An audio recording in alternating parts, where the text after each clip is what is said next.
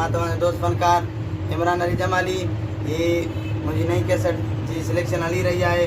Chief selection Mohammad सलाह चनो साहब ऐं selection Ashraf रुंदनानी ऐं सिलेक्शन गुलाम मुस्तफ़ा बुरगड़ी ऐं कदीर जाफ़री सिजाद जमाली ऐं मंठार लखण ऐं जडो मुख्तियार खासकेली।